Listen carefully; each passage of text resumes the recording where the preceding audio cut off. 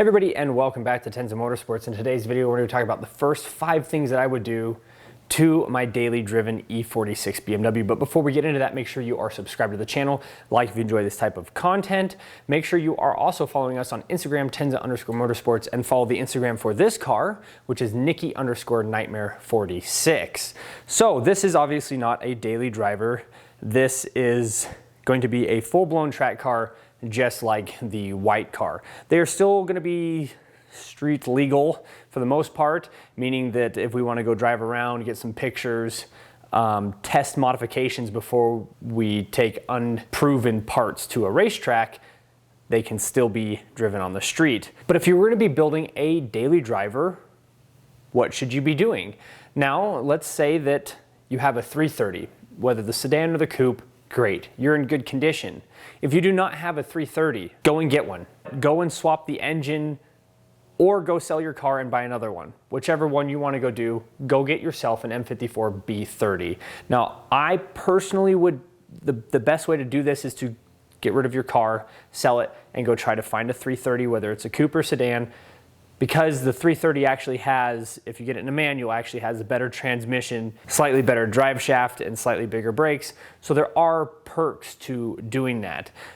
You can buy a donor car. If you are thinking, well, I don't want to get rid of the car, maybe I'll just swap an engine. Just so everybody knows, it is basically plug and play. And unless you're going from MS43 to MS45 or from 5 to 3, there are very little hurdles from an electrical harness standpoint that you have to overcome, and then you're going to have to tune the car no matter what you do, and that's something we'll be talking about later anyway. So if you don't have a 3-liter, whether you swap one in or go buy a car, go get yourself an M54 B30. And one more point before we move on to the next topic. If you decide to swap your engine out, oftentimes you can pull your 2.5, your 2.3 liter out and sell it for essentially what you bought the 3-liter for.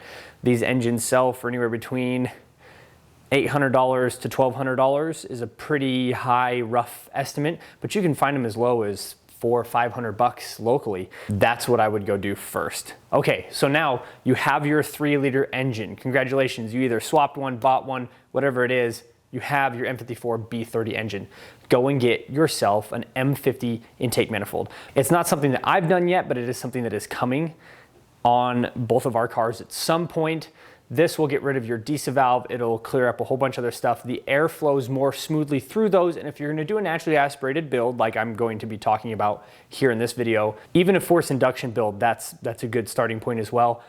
But for a daily driver, go and get yourself an M50 intake manifold. Number 2, go get yourself some catless headers. M50 intake and catless headers and a tune, you can be seeing as much as 250 horsepower. That's an insane amount of gains for really honestly not that much money.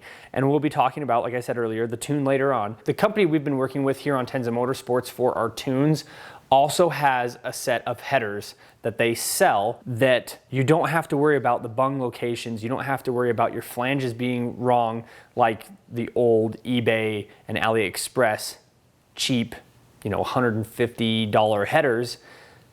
They are set up to work with your car. In the past, you'd buy these headers, and if your flanges were in the right orientation, they would either have an offset to them and or your bungs would be pointed basically straight into the firewall. So you go to screw in your O2 sensors or your AFR sensors, and you can't get the sensors in there, which is something I've actually been fighting on my race car. Fortunately enough, I had made a few modifications when I bought the headers, but you don't have to do this when you buy the ones from Revmatch. So I'll have those linked to those in the description below. The next thing you need to do is get a tune for your car. Now, if you go through Revmatch like we've been going through, and that's where I'd start. I'm not saying that that company is for everybody, but if you're looking for the standard tune, the raise your RPMs, raise your top speed governor, launch control, things like that, that's where I would start. And then you are going to get some horsepower gains when you go through and do even the simplest base tune. So the next thing I want to talk about is actually kind of a 2-parter, your wheels and your tires.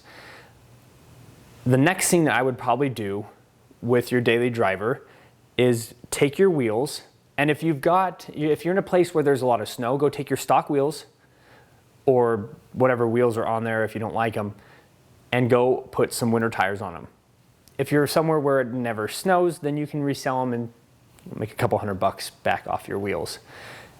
So wheels and tires, go get a set of summer performance tires. You don't have to get our 888R Toyo Proxies like we did, but go and get a summer tire that is actually a performance tire. Just don't go too crazy. You want to be able to have it handle some cold and some rain, but go and get yourself a set of summer tires. And if you live somewhere where there's a harsh winter and you're in the snow, you'll have a set of winter wheels and tires and a set of summer wheels and tires. Separate that out.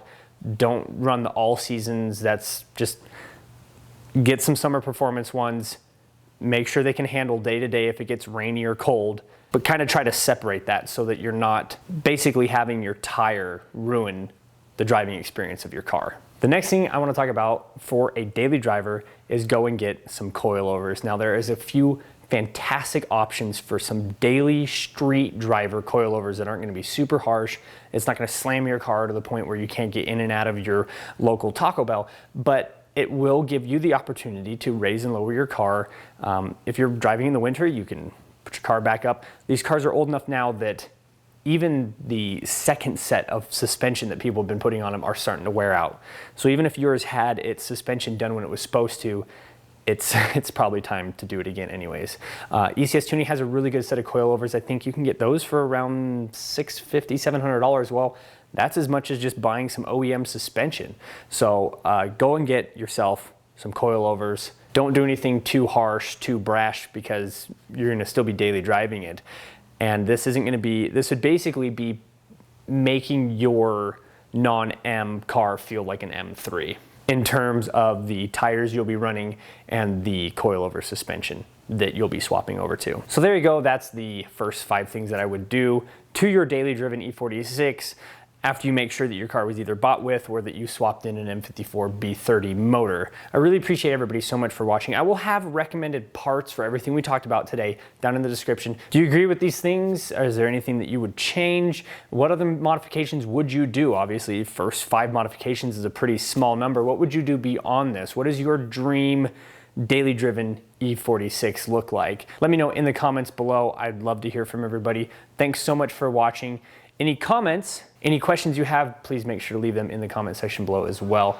Thanks so much for watching. We'll see you in the next video.